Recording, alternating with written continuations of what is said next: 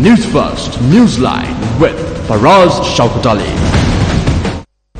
Welcome to Newsline. Jolly good morning to you. And joining us this morning is, after a while actually, Professor Rajiva Vijay Singh. Good morning. Morning. Professor. Good morning. And we also have the company of Mr. Hemanta Varnakulasuriya, who's been slightly detained this morning. How are you? Morning.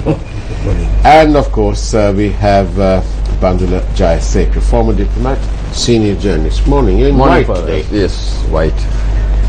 Did you have a late night last night? Of course, we had a nice launch. It wasn't wonderful, that wonderful launch. Yes, I don't know whether we're allowed to say these. Not yet. Not yet. All right. Professor Rajiva, did you see this in the Daily Mirror? The Prime Minister asks media which went shopping for the junta not to spoil the constitutional process. Does he mean that he wants us all to shut our And mouths? also, for us, it's the Daily Mirror response to the Yes, Prime Minister, the full page. This is a full-page response to the Prime Minister. We must show this here. Look. Do get your copy of the Daily Mirror today. And they respond, and there are two attacks about MTV and MBC also. This is one big statement from the Prime Minister. The media has suffered and suffered. Some people died. Lasanta died. I was shot. And Keith Noy was attacked. And the list goes on and on. It's a bit rich, isn't it? Well, I think what has happened to the Prime Minister is that basically he is little by little cracking up. You see, if you look at the way he has been talking in the last few months, the distance between what he says and the truth is getting wider and wider. I'm delighted Hemanta is here because one of the most obvious examples of this is the pronouncement before the election. He was going to reward people who did well in the election. But then people like Buddhika Patirana, Hemanta's son-in-law, he made a grave mistake in marrying your daughter because that made him an object of suspicion.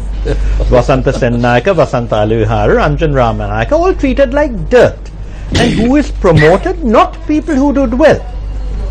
Malik Samaravikrama, Tilak Marapana, before he bravely fell on his sword, which he should have done 12 years ago, when that horrible thing happened in defense, and he allowed the tigers to bring in weapons. Sagala Ratnayaka, who came third, I think, in Matra, where Buddhika came first.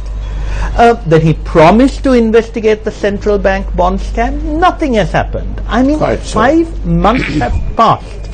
The big thing that they said about the central bank bond scam was they were going to market principles.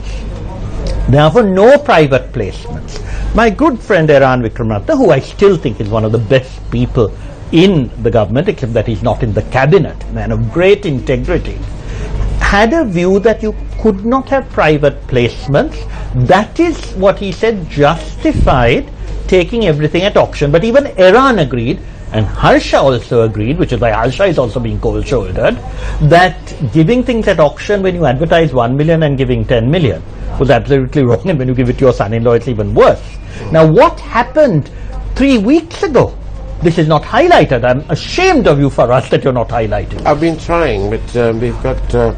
3 weeks ago there was a bond issue and the interest rates were so high that government, the central bank, decided not to accept the market force thing because they have been artificially inflating rates to provide living for their sons-in-law, who then sort of provide money to the UNP. That's a separate issue.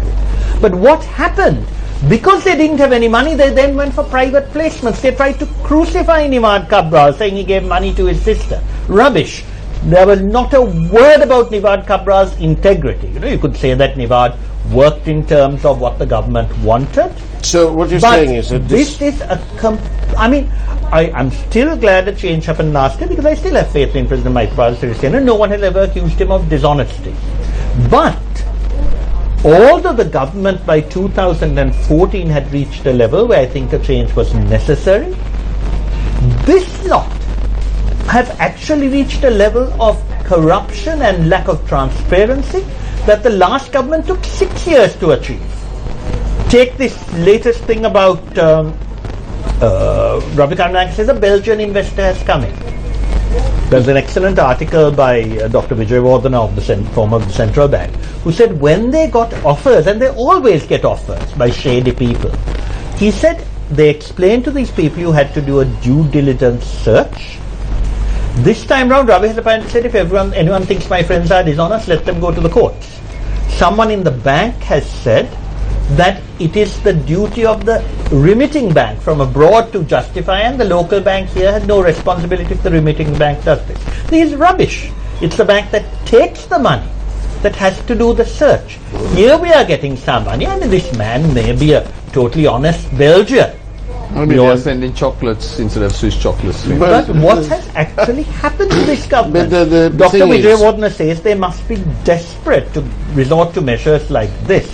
And it is very, very clear. You remember last year when we investigated these questions in the court, then the new government said they had rejected the plans Nivad Cabral had in place. I don't know whether they would have been successful or not. IPS had warned of impending economic disaster. The new government rejected all that. Instead, they started their own philosophy, which led to interest rates rising. They gave a budget which Ravi Karnaka described as Robin Hood's budget, which was supposed to be paying the poor, and the rich are getting richer. Classic Republican philosophy, the poor are getting poorer. I am reminded of what John Kenneth Galbraith said. He said the Republican philosophy is that the poor are not working because they have too much money, and the rich are not working because they don't have enough money. Thank you, Rajiv, for that. But now that you're here as well, and we have a legal eagle here, what's going on in Mbilipitia? Yeah. What is this man? I must take this opportunity to thank publicly a young politician. His name is Dr. Kavinda Javardhana. When this happened, I read and I listened to the interview given by him. I know under his initiative, he has gone to Mbilipitia and examined the evidence and spoken to people and found that this was nothing but a brutal murder, where this man was thrown from the third floor to the second floor, and the ASP had come and thrown him from the second floor to the ground floor. Now, I was surprised because Dr. Kavinda Javardhana is a doctor, he's not a lawyer, and he's from Jaila. Of course, his father was a very famous person, Dr. Jaila Javardhana, who was involved in protecting most of the LTT. But this boy has taken the advantage, has gone on his own, and now because of his initiative, there is a lot of interest. Now, my position is, now here is a case in which the police acted brutally. Now, if you take the other instances, like the instances that happened during Mahinda Rajapaksa's regime, where there was shooting, the police were asked by the superiors to shoot. There were demonstrations. The demonstrators became ugly. They became violent. So they had orders. They had orders, and they shot. And and then whether the shooting was could be justified is another matter. Then there were also incidents where no one spoke a word. Everyone was very happy. Now some brutal murder takes place, some remote corner of the island, and then the police says they have arrested the suspect. The whole village is very happy. They light crackers, eat kiribat, and this entire confession is published in the paper, which is totally illegal. The entire confession is published with the photograph of the accused. Then 2 or 3 days later, suddenly he is taken to some place, and then they say that they were in search of some hidden weapons, and they shoot at the police officers, and they shoot back. There are 5 or 6 incidents where the police became the executioner, the investigator, the trial judge, and all. Now and unfortunately, even the bars made some remarks, some past resolution. The civil society, those so-called civil society, lawyers, corrective, others were completely silent on this matter. They permitted the police to have their own method What about the police commission? They got no No, those things. Yeah, Now what happened? After that, now when this government came in, there was the police commission. I always thought, this police commission, even under Ranjita Surya, was not very successful. They are slow to act. There are so many complaints against these people. Now, what happened in this case? The police commissioners should have gone to the place and found out for themselves what was happening, and they should have given orders. Now, nothing of that sort happened. The IGP, for whatever reason, is trying to protect these police officers, and Ruwan Gunasekara, the media spokesman, goes and appears for the police and the worst leads act. The worst act. Yeah, the leads evidence of a criminal, right, who is a well-known heroin dealer, and who a criminal who has got various reasons to support the police for him to perpetuate his illegal business. He makes a statement, and then he also confiscates the notes of journalists. And then, now if Ruwan Gunasekara calls himself a lawyer, he should have read Justice Tendakon's judgment in famous Dodampe Mudalali's case. Now, after about 40 or 50 years, Dodampe Mudali scenario is coming back to life. Yeah, Dodampe Mudalali was pushed from the 4th floor. This boy was pushed from the 3rd floor to the 2nd floor, and 2nd floor to the ground floor.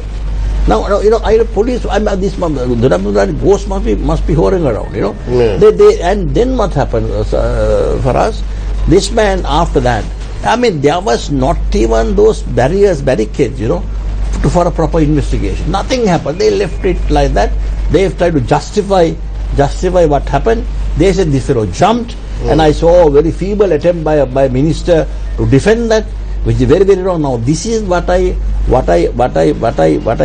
say, that if you permit the police without, now it seems that no one who knows is responsible. The minister in charge of the police. They know the minister, the police commission, the IGP, but they act on their own. I have never come across in my 42 years of practice, other than during the insurgency, where the police have committed such a heinous act like that the commission where they. Now, in all of the incidences, where even famous shooting of Somapala, right, where Radhishen Naik himself resigned, he was shot because he went on demonstration. But here, they go in search, the allegation is, we don't know how far this is true, go in search of Iraq. Then when Iraq is not, when they say they are Iraq, then they assault them. Do you think the police spokesperson should resign? I believe he had no business to lead evidence there, because Justice Tendakon says in the famous case where one set of lawyers came from the Communist Party, from the opposition, like Sarat Mukti and laid evidence, and the police came first. The Attorney General's Department came first and laid evidence, and the Justice Sarnadipati made an order that it is suicide. They accepted the version that they jumped from the. Then after that, Mr. Sarat and others came and laid evidence, other witnesses who said they were pushed. Then he said culpable homicide. So therefore he said that he is very wrong. You must no person should lead the evidence. Inquest is where the magistrate go to scene of offence and ask whether there anyone knows about the facts of this case and record the statement. And here, up to now, no one have been. Only one person have been interdicted. Others have been transferred. Only transferred. The whole. And then if you do not stop at this stage, you will permit the police to become. Take powers themselves and do various things, and which will lead to a brutal police state.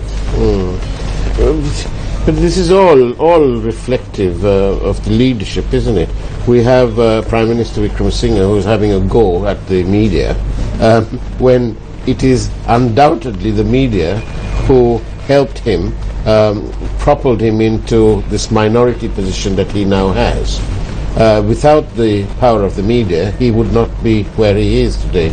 And despite 10 years or nearly 10 years of so-called misrule, as he calls it, of the Rajapaksas, the fact remains that Prime Minister Wickremesinghe and his party could not get a majority from the people.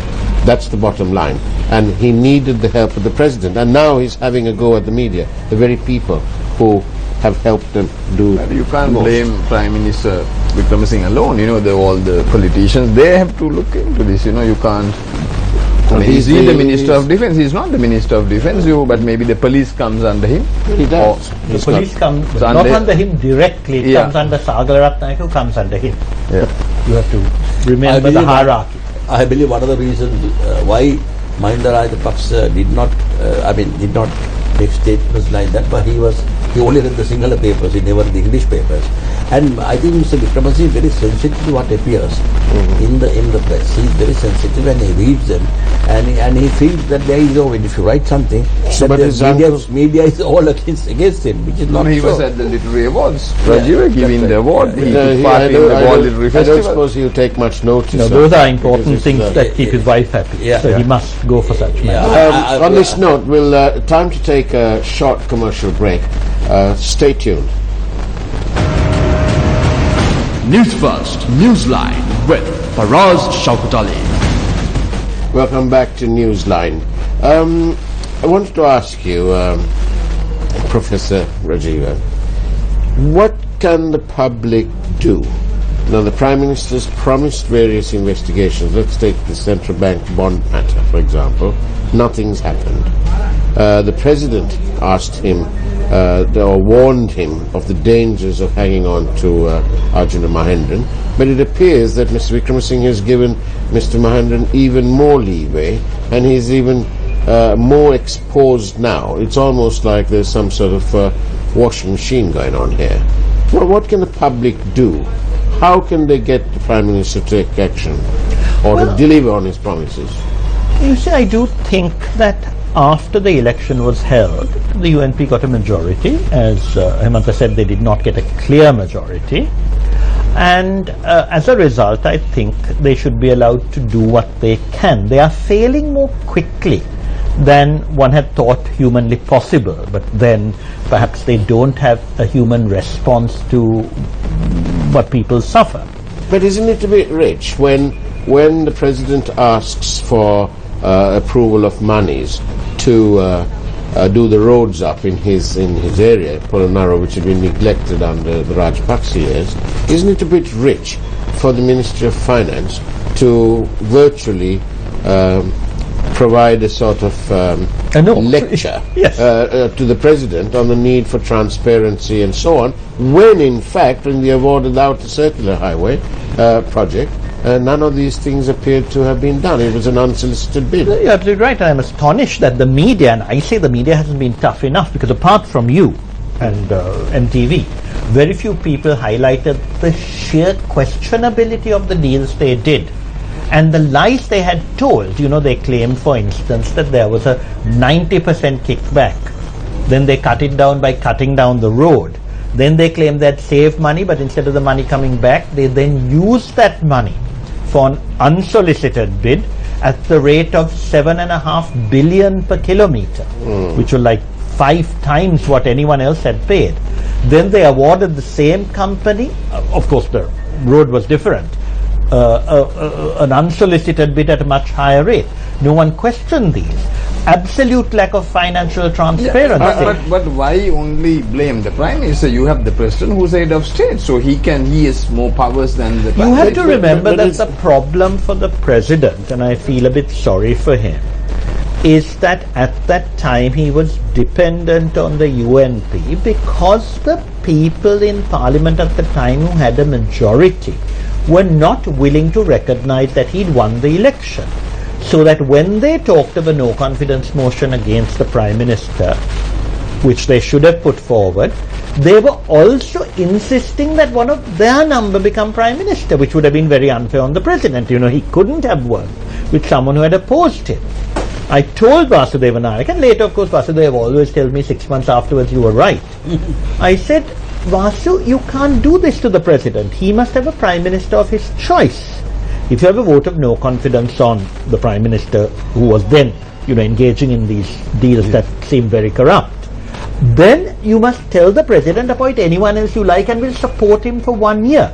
And you had extraordinarily good people in the UNP who believe in consensus, whether it is Karuja Surya, whether it is Sajid Premadasa. All those people could have worked together without confrontation. But because they were, basically trying to punish the president, he reacted. I mean, I think that explains that strange action at the end of October, which gave Ranil the majority. Otherwise, I think the UPFA would have got slightly more. So you have a situation where everyone seems to be going for broke. And the really sad thing is that the moderate people, of whom there are plenty, are quiet because they don't have power in their parties. Talking about going for broke, I'm told, I read a report somewhere that this so-called Belgian money, or Belgian investors' money, is coming into Sri Lanka. It's going to be parked here to help us with our currency rate and so on. And I read somewhere that they'll be getting paid 2%. Now this is $1 billion apparently. Somewhere else I also read that the US Treasury bonds are paying on a 10-year 2.6%. So I wonder why this person is losing out. Is it perhaps the transparency process and accountability? Food for thought for you to have a look at, Rajiva. I wanted... Yes, sorry. Go on. Shall I answer that? Yes. I think there are 2 or 3 possibilities. One is, don't forget, this is recallable at will. Right. So to get lesser interest as opposed to a 10-year bond. Yeah. But the second is, it is money which the man would not dare to give the Americans. Yeah. Now the bottom line is, in any decent banking system, the central bank must investigate the source of this money. Then the answer is clear. No, we don't need to have food for thought. It's a bit like, we should not be speculating. The facts should be clear. Okay. Now, this government seems to specialize in what I call obfuscation. Now, all that's these... a lovely word, isn't it? But can you explain in simple language? Because to the it viewers? reminds you of what Mahinda Rajapaksa once told me when I said, I told you this. He said, he had a wonderful manner in dealing with my occasional indignation. So now you can say it obfuscation simplified. means confusion, but using, let us say, propriety to confuse. It's high-level confusion. I'm almost utterly confused. But I want to quickly ask, now that we have Hemant here, what's this business about the appointment of President's Council? What's going on? There's a big how in the month of January. Indeed. I believe, sometimes, I'm sorry to say this, when Mahinda Rajapaksa appointed the second batch of President's Council, so many of my juniors came and told me, sir, you must give up your robes, give up your silks. He sent it back to Mahinda Rajapaksa. They some of the most incompetent junior lawyers have been appointed, and without any criteria. I believe the only president who followed the resolution passed by the Bar Association when I was the secretary. So this happened in a very funny way. Ramesh Krishna, who is very, very eminent, one of the best lawyers we have today. Who's that? Sorry. Ramesh De Silva. Right. He was appointed to President's Council before he completed 20 years. And then the Bar was very agitated. They passed a resolution and informed the President the criteria upon which the President's Council should be appointed. And so therefore, but Dr. Chabdejota was very, very angry with this because he felt that Ramesh deserved to be appointed President's Council. Now, I must say that only Ranasinghe Premadasa followed the dictates of it's a very interesting story. R.K.W. Kunasekar was my teacher.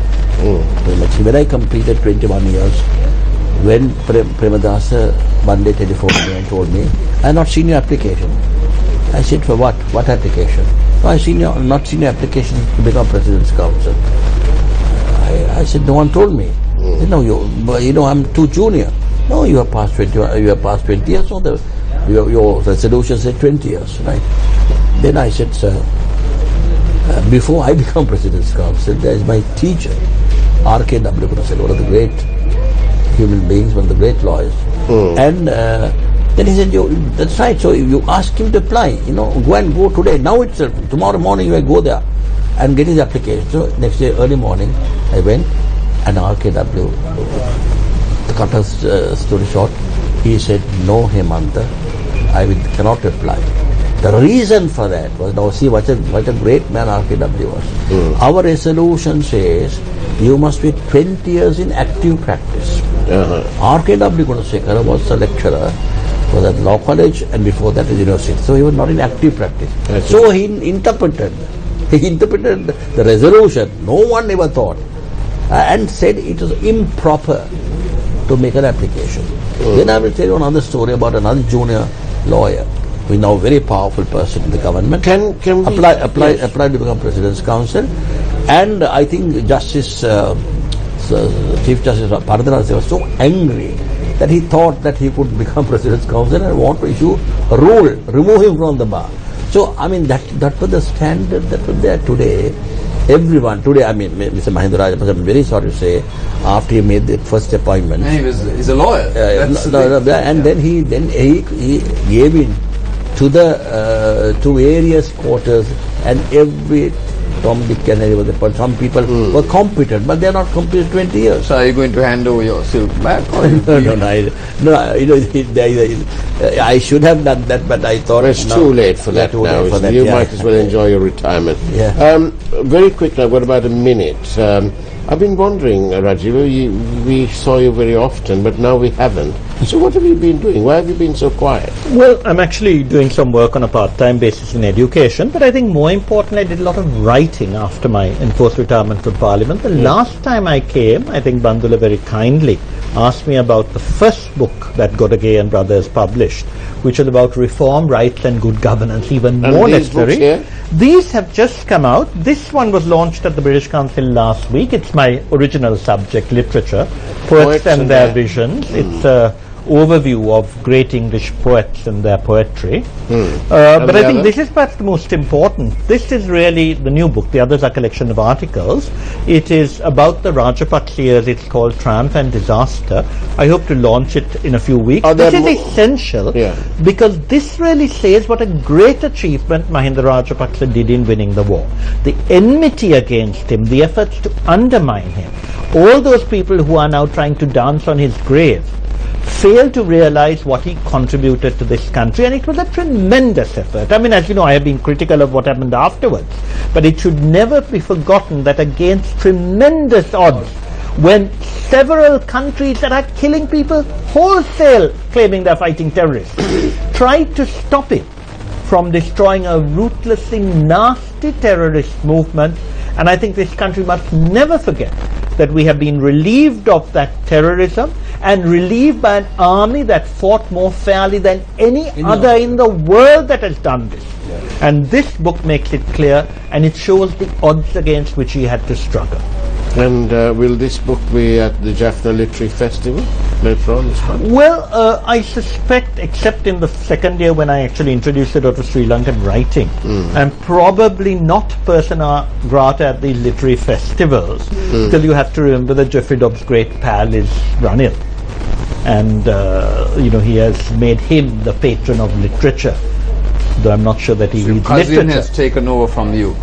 So in this book, is there the Literary Festival was always his, and I think Mahinda Rajapaksa made a mistake in not encouraging Geoffrey Dobbs, because everyone says he makes money. Of course he makes money, but everybody makes money. The politicians are he provides a good service to a lot of people, gives a lot of people a lot of pleasure, and it's a pity that government did not encourage the Galle Literary Festival, and I'm glad it's come back. So, this book won't be at the Jaffna Literary Festival then? Well, I don't know whether they are actually very interested any longer in Sri Lankan literature. The first year they didn't have any, I told them, and the second year around they had a lot of good Sri Lankan writers. I'm told this year it was a bit less, so I'm glad Shyam was there, he's an expatriate. I wish they actually did a bit more with a lot of the current Sri Lankan writers, although they had people like, Chinaman and all. Those are good books. Are there more triumphs than disasters in the book? No, this is the first part, which is about triumph. Right. It's called Success in War.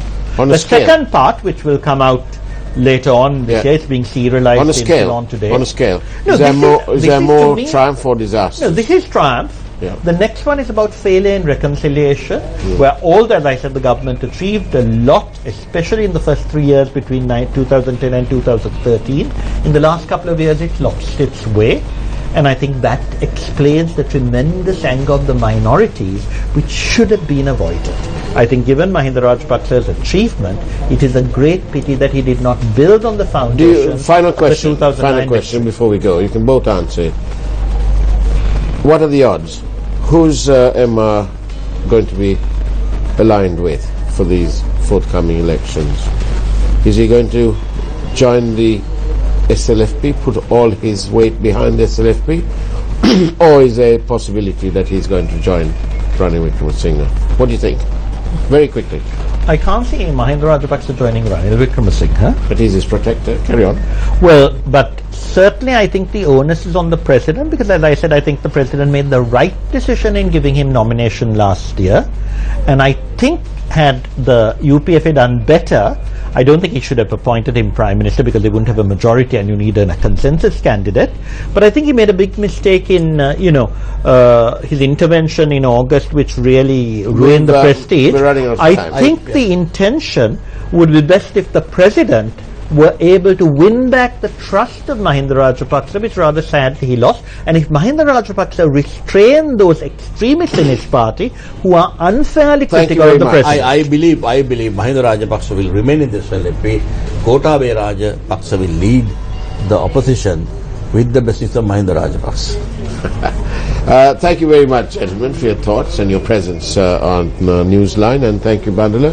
On that note, we shall wish you a very good morning from Newsline. Take care and God bless.